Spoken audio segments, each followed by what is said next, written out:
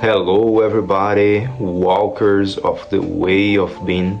My name is Thiago Felder, and today I want to talk about a very important topic, which is the meaning of life according to the Eastern philosophies.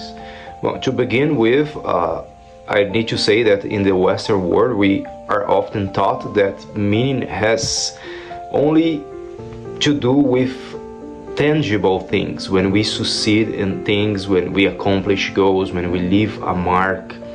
We associate value with productivity many times. We chase dreams, careers, achievements, believing that this will bring us some kind of purpose. But what if the purpose of life isn't found in doing, but rather in being?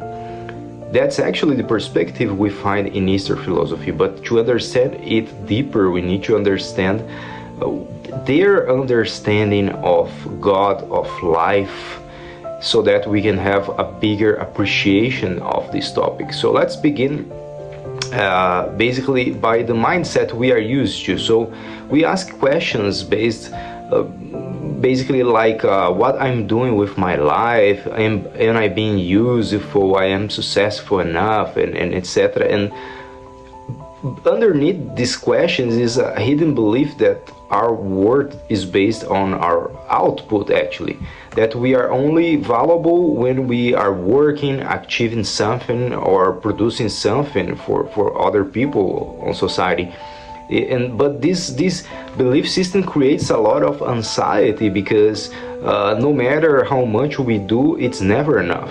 That's always a new goal to chase, and often when we stop looking inside, we feel empty, and then depression comes very often. So Eastern traditions invite us to pause and to look at life not from the outside, but actually from the inside. So according to Indian philosophy, for example, especially the Sankhya tradition, there are two fundamental realities, which is Purusha and Prakriti. Purusha is the pure self, is consciousness, awareness, unchanging, eternal, still. It's the part. The part of you who watches, actually, the observer. Not your thoughts, not your body, not your emotions, but the one who witnesses them. Prakriti, on the other hand, is the nature itself, is the energy of Purusha, which creates everything, is the movement of life. Prakriti creates everything through the three qualities that they know as the three gunas. So actually, everything that exists, whether in this material plane or in the spiritual plane, is not but an interplay of these qualities that in different measures create everything we see.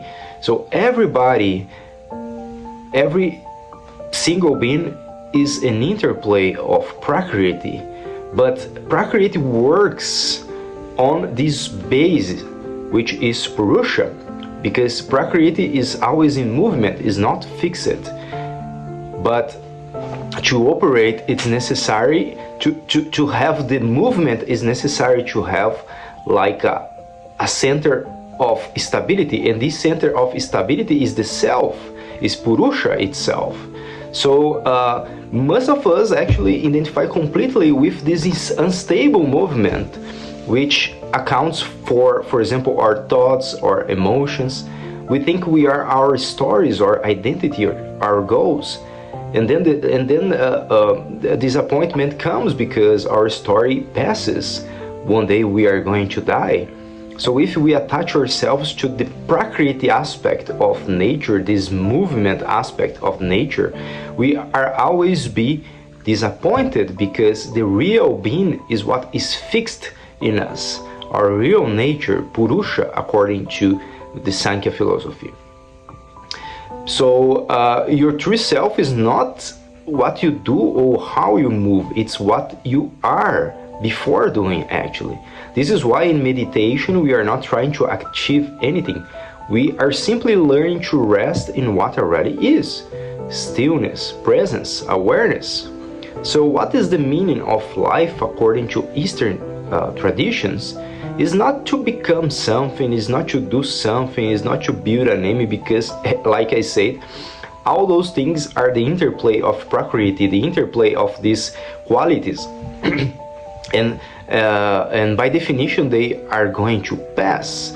So our real goal, our real purpose is to build our house on the rock, like Jesus said, is to remember what we already are, is to wake up from the illusion that we are only our bodies, our thoughts, and our actions, and to realize that we are the awareness behind it all, actually. When we live from this place, life becomes much simpler. We stop rushing, comparing, we stop put pressure on ourselves. We stop believing that happiness is always somewhere else, actually. Instead, we begin to feel peace in just being, meaning in the existence itself, in silence, in connection. That is the invitation of Eastern philosophy, to reassess our lives according to the truth, to come back to our original nature, to see yourself not as a doer but as a being. And from that place, whatever you do will come with you with more grace, more love, more awareness. So maybe the real purpose of life is not to add, but to remove the layers we have put upon ourselves, to peel them back, to discover what's always been there.